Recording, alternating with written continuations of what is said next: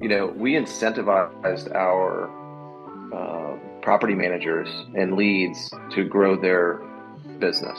The way we paid them, not only did they get money in order to, they would get money if they brought in a client, but also every time their portfolio grew, they got a larger bonus every month. So they were always incentivized to actually have their portfolios growing, and so they Mean would go out and make. existing owner purchased another property and you managed it, they would get a commission on that as well.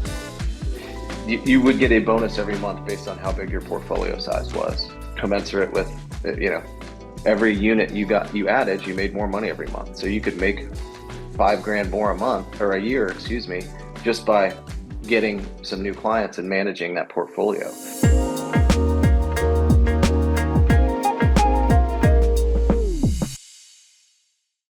In today's episode, I'll be speaking with Tim Wehner, former vice president of Dodson Property Management. He is the current COO of Dodson Companies, and he is the past president of NARPM. Tim was a big part in how Dodson Property Management eventually scaled to over 3,000 single-family units and over 17,000 HOA doors as well. He has a lot to share because he joined in with Dodson Property Management when they were a much smaller company, just managing about 100 doors. And he literally will share how they managed to scale up to such a large number of doors under management. So without further ado, let's get straight to the interview. I want you to learn from Tim because he has a lot of wisdom to share with you. Thanks for having me. First of all, Stephen, appreciate it.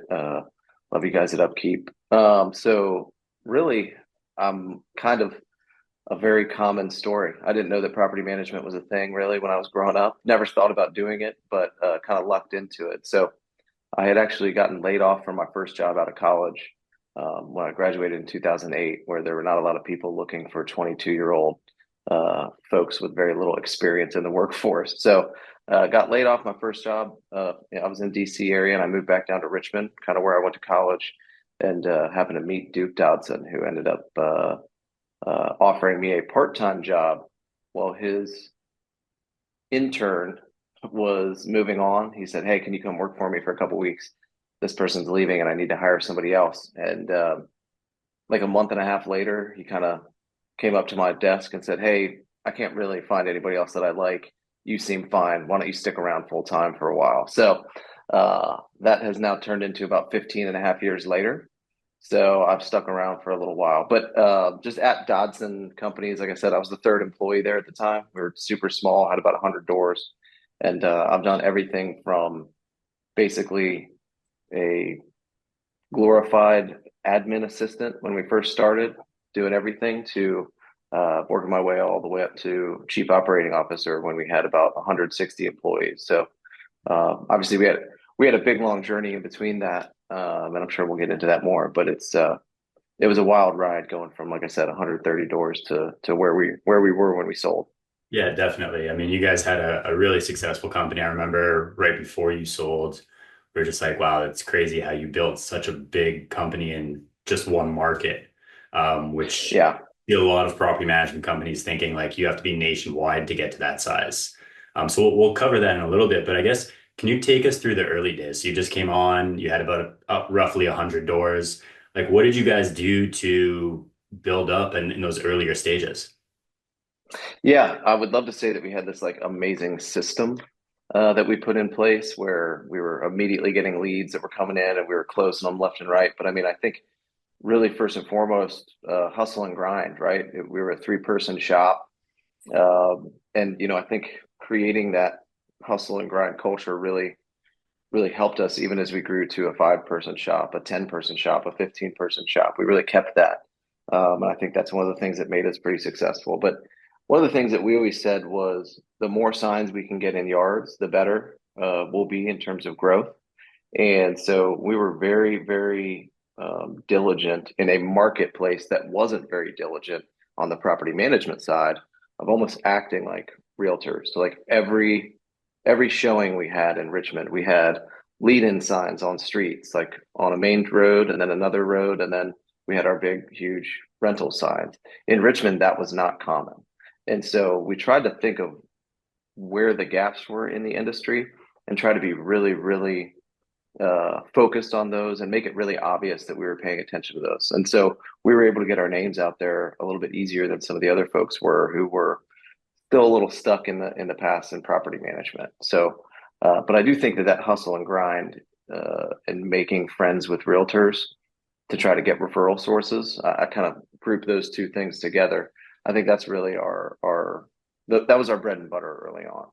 Um, you would see my face at every event that you could possibly see me at. We had multiple people in different business networking, international groups, and it was just part of the culture that we built. And so I think early on that was what we did. And I guess you could call that a strategy, right? Like, Yeah. we didn't have all the resources to pay for the Google ads, and in 2009 that wasn't necessarily as much of a thing. So we thought, hey, here's the best way to do it: hustle and grind. And I think in terms of sales, that's always gonna stand the test of time, whether we can do things online or not. I think hustle and grind's always, first of all, great Nipsey Hussle song, and then just a great tactic to grow your business. Yeah, for sure. Especially in the earlier stages where you have more time than money, that Exactly. most sense. Like you got to get out there and actually shake hands, right? Um, let's touch on the realtor strategy. So you would, Yeah. from what I understand, you would go to networking events, try to meet realtors. Were you offering them anything in exchange for referrals, or like what was the strategy there? Absolutely, and we always made sure to even try to be even more generous. We kind of built this system where you'd get a referral fee on a specific type of house. So if it was leased already, you got one type of referral fee. If it was not leased at the time, we would give you more of a referral fee because obviously we were making more money on the leasing side of things as well. Um, and I remember a few times, the 2008, 2009, even 2010 market was pretty difficult in the real estate world, and so you'd have realtors that would have clients that were saying, "Hey, I need to rent this because I can't sell it," and so we would almost co-list with the realtors. Okay. And if there was any miscommunication or we would go over the top in trying to make sure that the realtors knew that we were trying to benefit them as much as we were ourselves. And so I think we got a really good name in the industry and in the market for doing that. We also, I was planning on touching on this a little bit later, but as we grew and grew and became a larger part of the Realtor Association, we figured out ways to weave ourselves into that community even more. Like we would go to all the real estate agent events, networking events, like the Richmond Association of Realtor events. We would sponsor those things. We would bring a team of 10 people to those things Okay. to show out that we were the place to be. And so that was a strategic decision that we made, that we were going to invest some money, invest a lot of time in that space. So I would say early on, until we even got to our first 1,000 doors, that was a major part of what we did, which was getting referrals from the realtor community. Got it. What did that look like? Was it generally 20% of those realtors gave you 80% of the referrals, or was it kind of consistent? Like every realtor gave you one or two a month. What did that look like? Yeah, I mean, we had four that stick out that really gave us a lot of our business, Right. but it was pretty consistent. We incentivized our property managers and leads to grow their business. The way we paid them, not only did they get money in order to, like, if they would get money if they brought in a client, but also every time their portfolio grew, they got a larger bonus every month. So they were always incentivized to actually have their portfolios growing, and so they Meaning would go out and make. existing owner purchased another property and you managed it, they would get the commission on that as well. You would get a bonus every month based on how big your portfolio size was, Okay. commensurate with every unit you added, you made more money every month. So you could make 5 grand more a month or a year, excuse me, just by getting some new clients and managing that portfolio. We provided all the resources to you, but it also the part that I wanted to talk about there was it incentivized building relationships outside of just Mhm. our salespeople, right? So every single one of our property managers had an incentive to go talk to a real estate agent, to tell the real estate agent about our company, to tell their brother, to tell their real estate agent about our company. So it was really it was really a strategy to get everybody involved to make as many connections as we could. And we found a lot of success with that. So your original question was, yeah, when we first started, we had about four that brought us about eight, the 80-20 rule, right?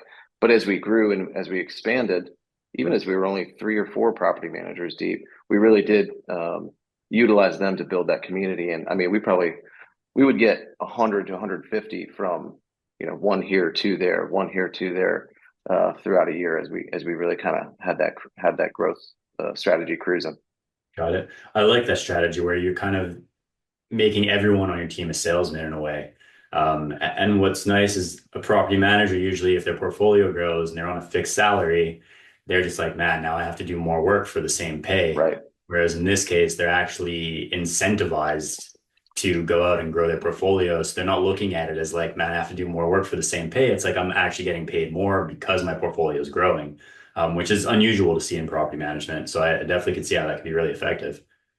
Yeah. One, I mean, you always want to pay your employees well and reward them. And then two, I'm we've always been big into aligned incentives, right? And if we grow as a business, that was one of our goals. And so why shouldn't somebody else be rewarded on that? So um, we actually, as we changed our model from just a single property manager portfolio to a three-person team, what we called a pod, we actually kept that philosophy, and everybody, not just the senior property manager, got rewarded. And it just incentivized, kept everybody on the same page, and it made people go out and be salespeople for you all the time.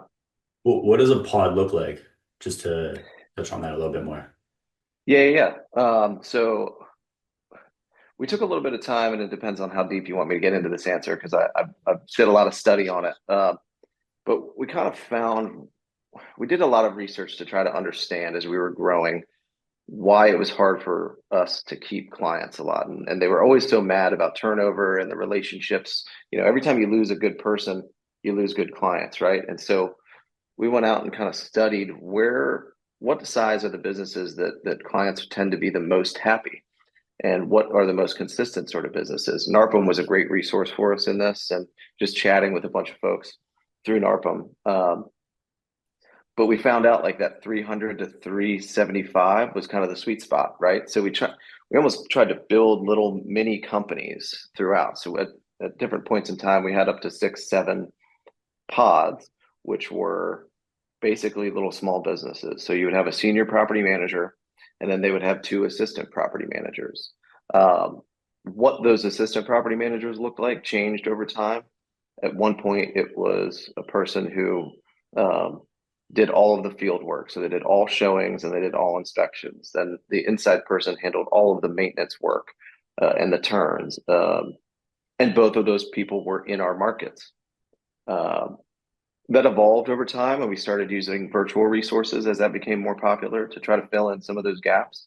Um, but yeah, it was kind of a unique model for a while. I know several people I taught a couple classes on it, and some folks adopted it, and they've found success with it. It's not the only way to do it. We're not the smartest people in the world. I'm sure somebody did it before us, and people will do it better after us. But it really helped us with our client retention. We were typically a lot lower on the churn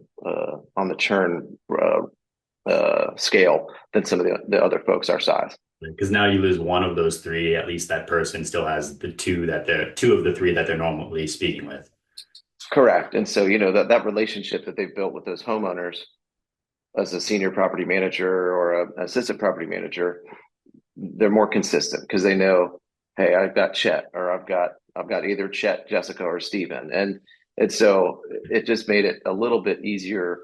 One, I'm always a big fan of, like, if people know your name and know who you are, they're less likely to get just angry at you for no reason, or even if it's a small detail, they're not going to blow up.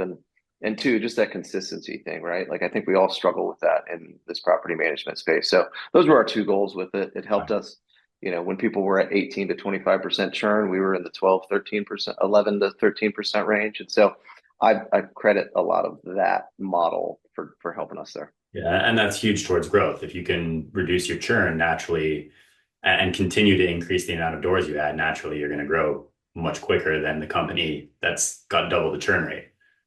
Exactly. So that was a lesson that I learned when one year when I first got put in charge of sales. And I was like, oh, we did 150 doors this year. And it was like, yeah, well, we lost 160. So I was like, you know what? I think we need to figure out a way not to lose that 160. So that was definitely a learning inflection point in my journey there.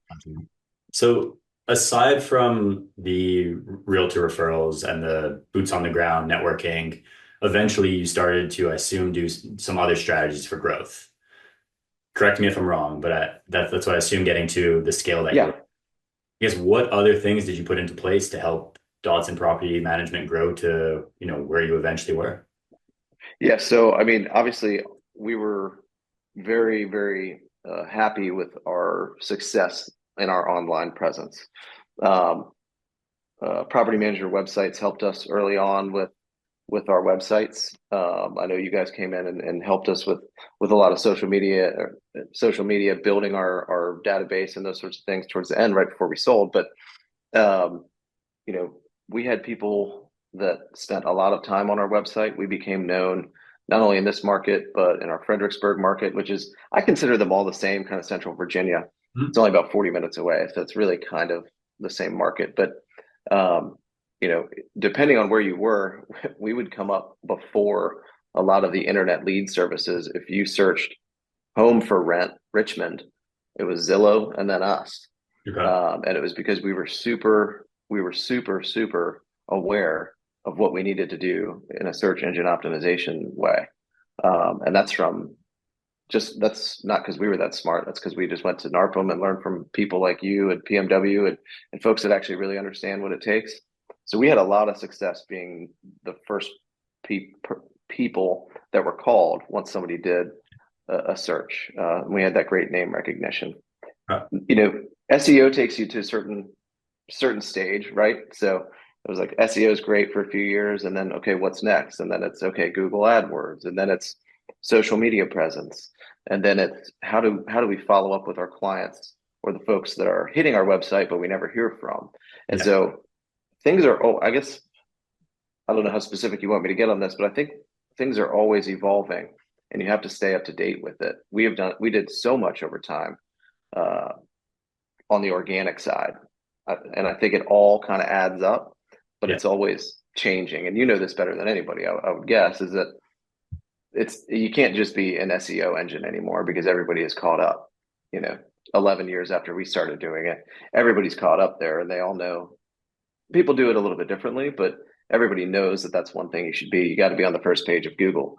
When we first started doing that, that was not a that was a new thing people Yeah, it said. was like So 2010 times. exactly. Sure. Yeah. But that was a huge driving force for us. I mean, we killed it in SEO, and so every single search in Richmond and Fredericksburg and then Williamsburg eventually, we were like first for all those different searches. That's wild, but that evolved. So what's the new thing now?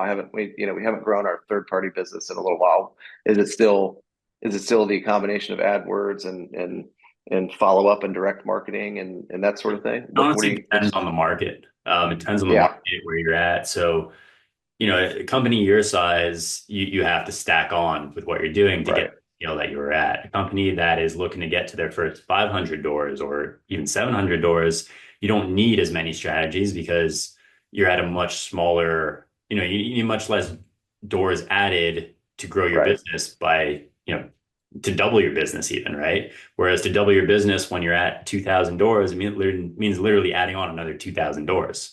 Um, right, so ultimately, it depends on the company, on the market, and kind of where you're at in your journey. But definitely, I mean, search still is a big factor.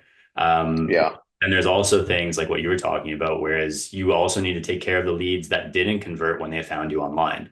That you can run retargeting ads to them. You can stay front of mind through email marketing. Ultimately, though, it really does vary depending on the business. yeah, and that makes sense. Um, yeah, the retargeting stuff is what we were really working on towards the end.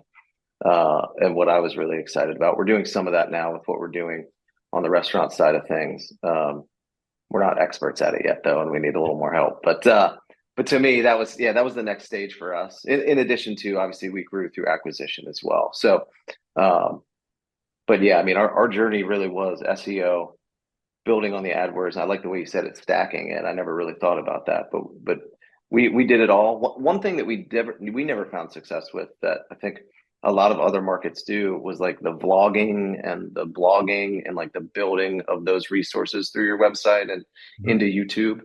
Um, Yeah, you never maybe really we did. went after YouTube in a meaningful way, but that would have been the next step, but you ended up selling basically. Um, Yeah, that's fair. Well, we did vlog like video blogs for a little while and just didn't. It wasn't like I think it was to your point, market, because I know people who absolutely blow it away with those things, and so that's why I bring it up because I think that was one thing I didn't mention. It didn't translate where we were, or maybe people yeah. just didn't like my face when I was doing those Well, videos. it But must be that one.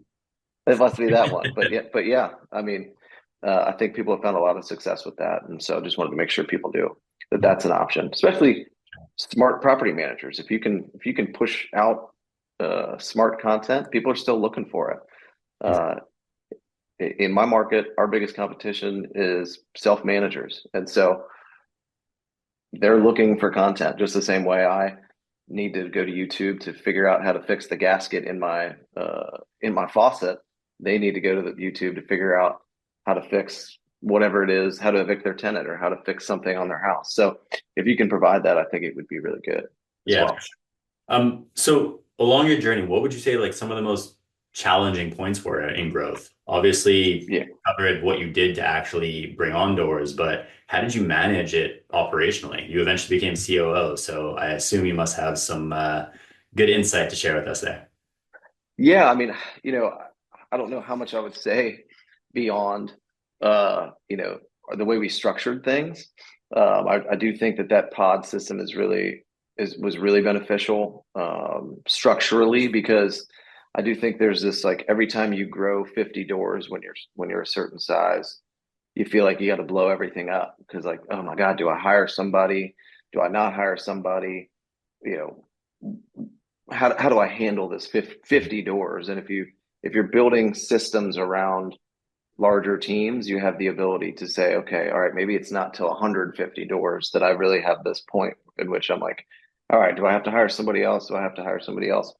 Um, I think naturally that just happens throughout the journey, especially when you're early. If you hit that 300 mark, you got to make a decision. Am I going to get to 500? Am I going to go to 600? Or am I going to have 3 to 350 and I'm going to have a nice small business and I'm going to make a lot of money at it. I know plenty of people who have a 300 door business and they love their life. They have plenty of time to spend with their family, kids, or whatever they want to do. And they have great profit margins and they are loving life. I know other people who have different goals where they get to that point and they're like, maybe I do want to get to 1,000 doors, right? So I think you have to kind of make a decision at every point you're at. So for us, it was like the 300 mark. And then we were like, all right, we want to get to 1,000. So we got to 1,100, I remember. And it was a totally different beast. So we had to rethink structurally how we did everything once we got to that point. And then at 1,500, we had to do the same thing. And then at 2,000, we changed our model. We had started growing in the small multifamily space. So anywhere between like 8 and 40 doors. And in our market, those are handled kind of differently. You don't have to have somebody on site, so most operators don't, and there is no service to those folks who have 27 doors. Right. Uh, so all the big shops were charging them as you would if you had an fully on-site management team, but you don't. But then the single family shops were charging them as if it was scattered site, and so they were getting hit from all sides. And so we actually created a totally separate service model for them, which is we called it. People don't really like the name, but tweener, like in between things. And so that was a big part for us. Is like we were at 2,000 units, and we had to make a decision. Like, all right, are we going to get rid of these doors? Are we going to build a whole different service model for them, or how are we going to handle this? And so actually, we broke off. We built this totally separate department, and single family stayed with single family, and those tweener buildings stayed a little bit different. We managed it much more like a multifamily asset, um, but we were able to charge them less than some of their competitors because we set up the systems internally to make it like a scattered site management. So there were efficiencies that we gained there. And so I think that maybe is just something you're getting at, is just kind of like one of those points at which, and I'm not sure just because it was 2,000 doors doesn't mean it doesn't relate when you're at 200 doors, right? It was the portfolio composition at the time. We had 300 of these doors and realized we weren't servicing them right. So whether it's 10 doors that you feel like you're not servicing right, or 300, you always be looking at how you're operating and how your clients are feeling. If they're feeling pain, then you're probably not servicing the account correctly. And so we saw that our folks were not making as much money on their assets as they wanted to. And so we tried to make that better for them, and we created a different service model, and we found success. We grew. When we sold, I think we were about 1,200 tweener doors. Okay. And so maybe, yeah, between 11 and 13, I think. Um, and so we found success there. And we were kind of the folks that people would go to for those buildings, even just to consult if they were going to build one. They wanted our opinions on that. So, Did you have a um, system as you were scaling, like, okay, when we add on this many doors, we need to start recruiting to find new hires? Like, yeah. how did you decide that? Because obviously you're scaling quick, you need staff to actually provide the service. How do you, like, what type of system do you come up with Are you talking specifically about the tweener or just in general? in general? Yeah. So we tried to, that's a great question. We tried to, every like 75-ish doors, we tried to break off of another team and start another pod. Okay. So we would go to each one of the folks, and it was a little bit of an opportunity for people to be like, I don't really get along with this client, so why don't we give them to somebody else? But we tried to make sure they didn't just give all the crap to their new friends. But every 75 units that we thought were coming in, 50 to 75, depending on if they were coming in chunks or how it was going, we would then say, okay, we're gonna make that a new team, and then try to get like 10% of everybody else's portfolio and build that up to like 125, 150, and create a two-person team out of that.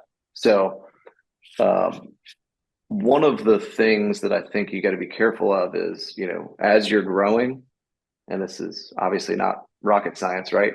As you're growing, suddenly you need more people, and you're like, oh crap, I'm not making as much money now. If I can't hire somebody at 10 units, but I don't want to overwhelm the folks that have a full portfolio, right? So how do you do that? And we found success in, all right, hey, we're going to build you up for a little while, but then once we get all the rest of these units, we're going to trim you back down a little bit. So you might feel a little bit of, that inflating and conflating, but that's the best way to do it, because we don't want to get destroyed when we hire a new team, and we want to be able to hire a new team that we can afford the right people in the right seats, and we're not just trying to fill a gap. So everybody was a little bit happier when we found that model. That's not what we did at first. At first, it was like, all right, we got 25 units, we're going to hire somebody else, Okay. and they were miserable, and everybody seemed to be miserable. But if you're in the pod system, it makes it a lot easier. I think it's one of the reasons that we went to that, is because you can build it from even a one-person team, right? You can build it if you're getting a portfolio of 40 units or 75 units. You can just start with one single property manager, and then you can start loading them up with some more units, hire them another person so they don't feel the impact as much.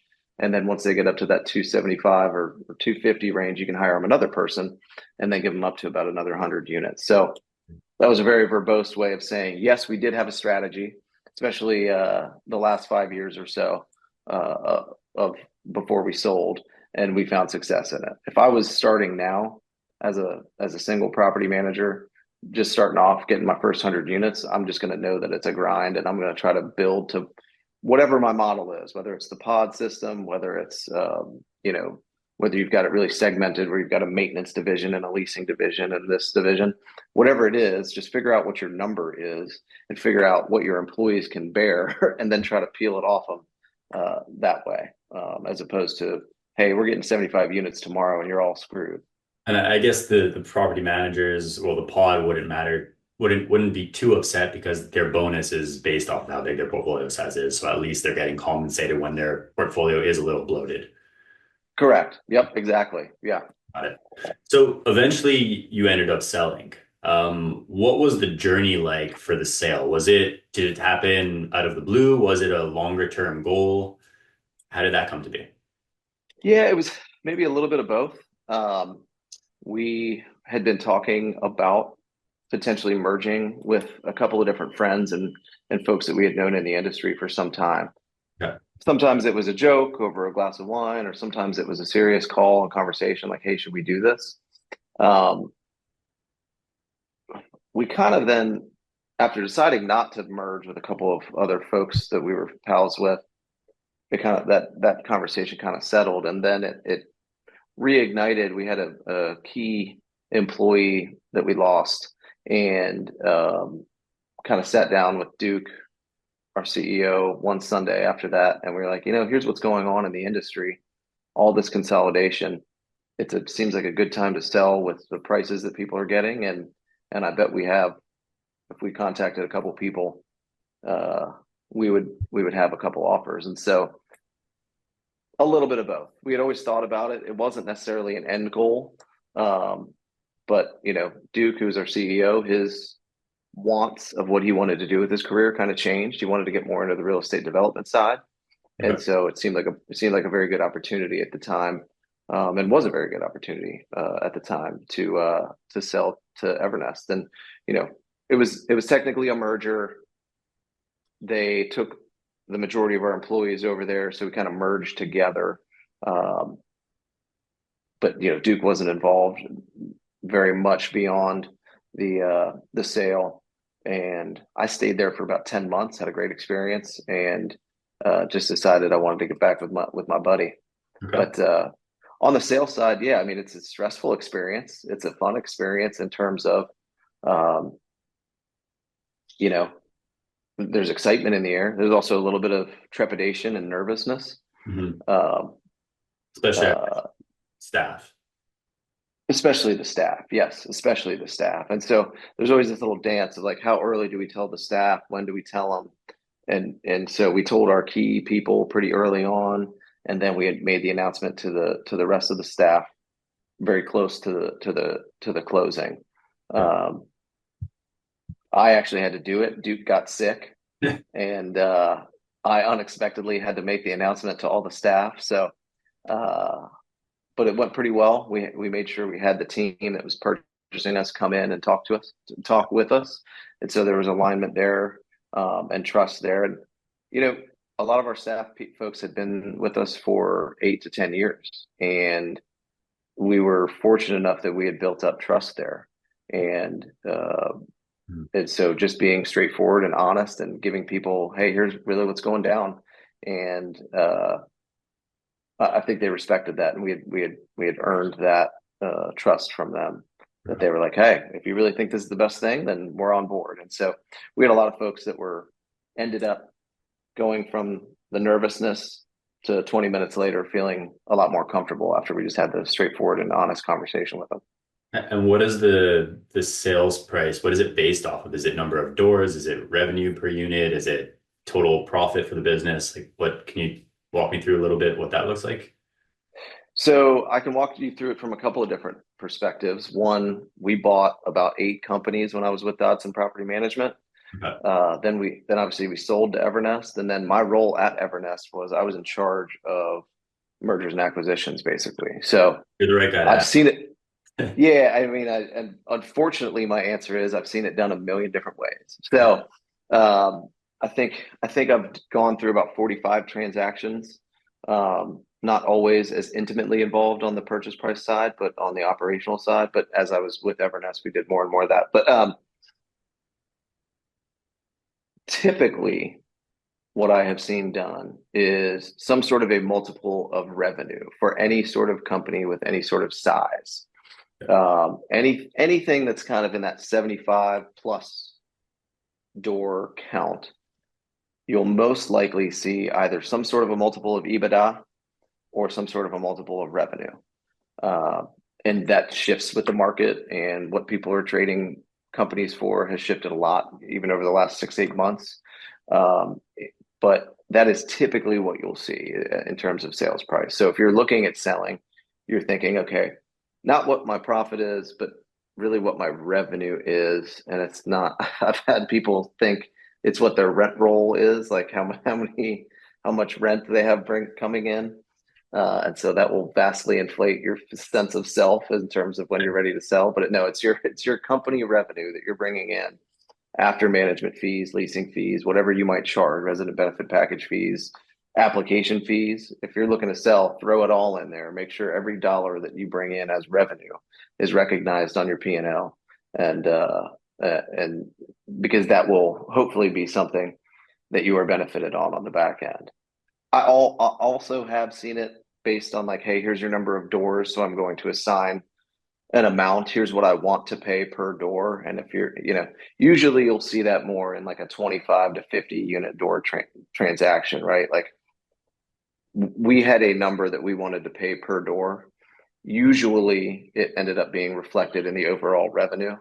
A few times we just said, okay, either the portfolio is so small we can't really value it based on EBITDA or revenue because of the potential for growth. And so we're just going to offer you this door, or because this per door, excuse me, or because it was so small, they wanted way more per door. And we said, no, we're going to have to stick to this. So I've done it a bunch of different ways, and I've seen it done a bunch of different ways, I guess is the very long answer there.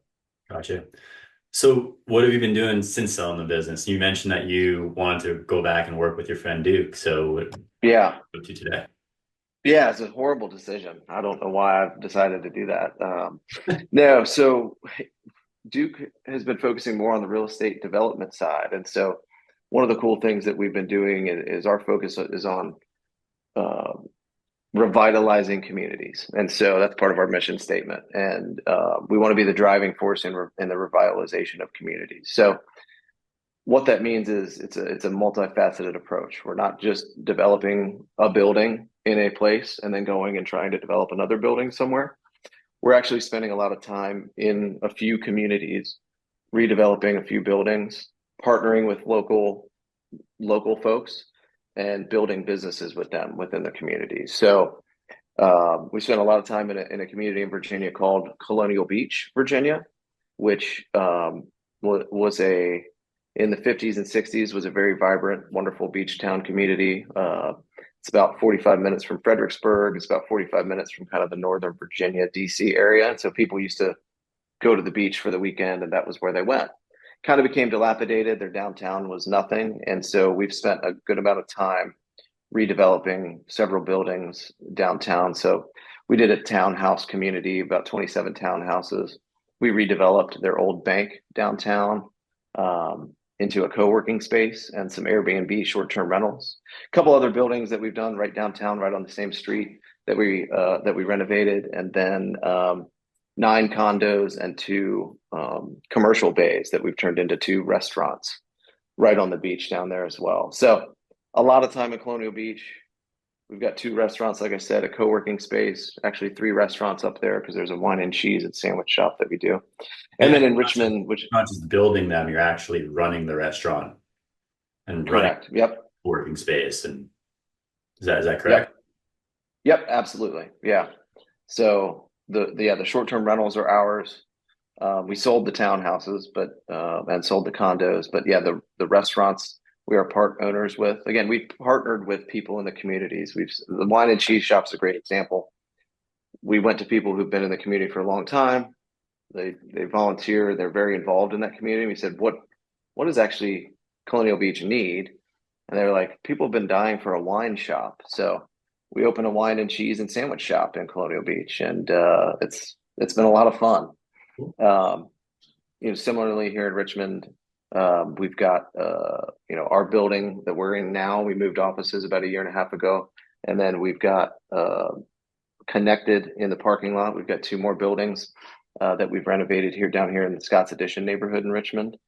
We put a sports bar in one of them, and a sports card and hobby shop. So like trading cards. I know you said earlier off camera you were not into baseball, but a lot of people are, and they collect those cards still. And so it sounds crazy and nerdy, but we've got a sports card shop that we spend a lot of time at. Crazy. Sounds like you're still pretty busy then. Yeah, yeah. Yeah, it's there's a lot going on right now.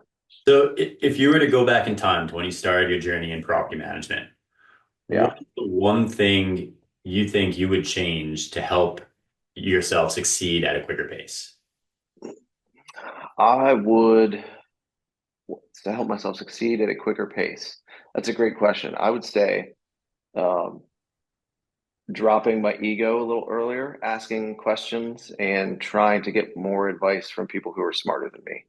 Uh, we were pretty young. We were pretty young when we started, and bravado is a real thing. And so you taste a little bit of success, and you suddenly think you have all the answers. I think maybe just being that age lends itself to that as well. But um, as a 25-year-old, I don't think I was asking enough questions.